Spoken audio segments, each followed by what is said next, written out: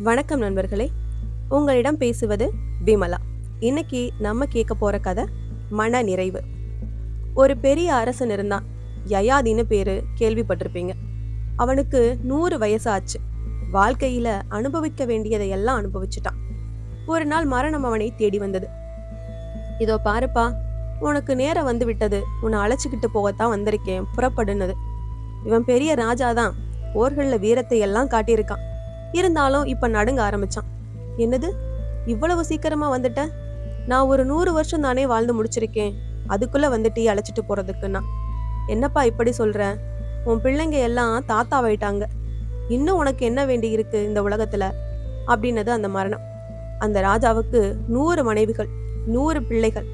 அதனாலே ஒரு யோசனை பண்ணா. அப்புறம் சொன்னான், இதோ பாரு, நீ வந்துட்ட, வெறும் கையோட திரும்பி போக மாட்டேன்னு எனக்கு தெரியும். என் பிள்ளைங்க 100 பேர் இருக்காங்க. அவங்கள யாரையாவது கேட்டு பாக்குறேன், எனக்கு பதிலா நீங்க யாராவது போறீங்களான்னு. யாராவது ஒருத்தரை சம்மதிக்க வச்சு அனுப்புறேன். என்ன இன்னும் ஒரு 100 வருஷம் வாழ விட்டுடேன் அப்படின்னா. மரணம் சொல்லுச்சு, உனக்கு பதிலா யாராவது ஒருத்தர் என் கூட வந்தா போதும். இருந்தாலும் நீ எல்லோருக்கும் அப்பா.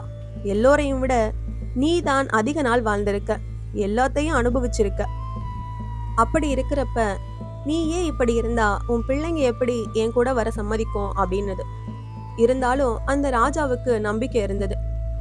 பிள்ளைங்களை ஒவ்வொருத்தரா கூப்பிட்டான், கேட்டு பார்த்தான்.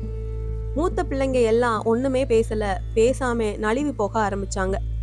கடைசி மகன் ஒருத்தன், அவனுக்கு 16 வயசு தான் ஆகுது. அவன் முன்னாடி வந்தான். நான் தயார், என்ன அழைச்சிட்டு போனா. இவனை பார்த்ததும் மரணமே இறக்கப்பட ஆரம்பிச்சது. என்னப்பா அது, ஒன்னும் தெரியாதவனா இருக்கியே? உன்னை விட பல மடங்கு வயசு அதிகமான உன்னுடைய மூத்த சகோதரர்கள் 99 பேர்.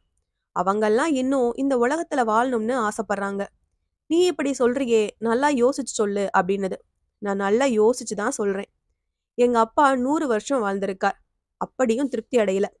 என் சகோதரர்கள் எல்லாம் என்னை விட அதிக காலம் இந்த உலகத்துல வாழ்ந்திருக்காங்க, அவங்களுக்கும் திருப்தி ஏற்படல. இத பாக்குறப்ப எனக்கு ஒரு விஷயம் நல்லா புரியுது. அதாவது, நான் 100 வருஷம் வாழ்ந்தா கூட எனக்கும் திருப்தி ஏற்பட போறதில்ல. அப்படி இருக்கிறப்ப நான் இப்ப போனா என்ன, இன்னும் 90 வருஷம் கழிச்சு போனா என்ன? பேசாம என்ன அழைச்சுக்கிட்டு போ அப்படின்னா. மரணம் அந்த பையனை அழைச்சுக்கிட்டு போயிட்டது. அதுக்கப்புறம் ஒரு 100 வருஷம் கழிச்சு அந்த மரணம் மறுபடியும் திரும்பி வந்தது. அந்த ராஜாவை பார்த்தது. இப்பவும் அந்த ராஜா அதே நிலைமையில தான் இருந்தான். இப்ப அவன் என்ன சொல்றான் தெரியுமா?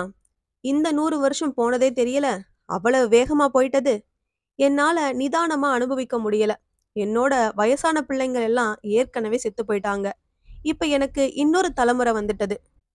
இப்ப எனக்கு பதிலா இன்னொருத்தனை அனுப்புறேன், அவனை அழைச்சிக்கிட்டு என்ன இன்னும் ஒரு 100 வருஷம் வாழ விடேன் அப்படின்னு கேட்டான். மரணம் சரின்னு சொல்லி வேற ஒருத்தனை அழைச்சிக்கிட்டு போயிட்டது. இப்படியே 9 தடவை ஆயிட்டது. இப்படியே அந்த ராஜா 900 வருஷம் அதிகமா வாழ்ந்தான்.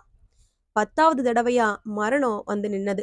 இப்ப அவன் சொன்னான், நீ முதல் தடவை வந்தப்ப நான் எப்படி திருப்தி அடையாதவனா இருந்தேனோ, அதே நிலைமையில தான் இப்பவும் இருக்கிறேன். இப்பவும் எனக்கு உன் கூட வர விருப்பம் இல்ல, இருந்தாலும் வர்றேன். ஏன்னா திருப்பி திருப்பி எத்தனை தடவை தான் உன்கிட்ட சலுகை கேட்கறது, கேட்டதே ரொம்ப அதிகம். இருந்தாலும் ஒரு விஷயம் இப்ப தெளிவா புரிஞ்சுக்கிட்டேன். 1000 வருஷத்துல என்னால திருப்தி அடைய முடியலைன்னா, 10,000 வருஷம் இந்த உலகத்துல வாழ்ந்தா கூட என்னால திருப்தி அடைய முடியாது, புறப்படு போகலான்னா. இதுதான் சார் வாழ்க்கை. நாம இப்ப வாழ்ந்துகிட்டு இருக்கிற உலக வாழ்க்கை. இத நாம புரிஞ்சுக்கிறோன்றதுக்காகத்தான் ஒரு பெரியவர் இந்த கதையை நமக்கு எடுத்து சொல்லியிருக்கார். இந்த காலத்து குடும்பஸ்தர் ஒருத்தர், அவரை தேடிக்கிட்டு ஒரு நாள் மரணம் வந்தது. வந்து அவர் முன்னாடி நின்னது. நான் தான் மரணம் வந்திருக்கேன், உன்னை அழைச்சிட்டு போக அப்படின்னது. இவருக்கு கோபம் வந்துட்டது. உடனே பலார்னு அது கன்னத்துல அரைஞ்சிட்டார். மரணம் கன்னத்தை தடவிக்கிட்டே, ஏன் என்ன அரைஞ்சிட்டன்னது.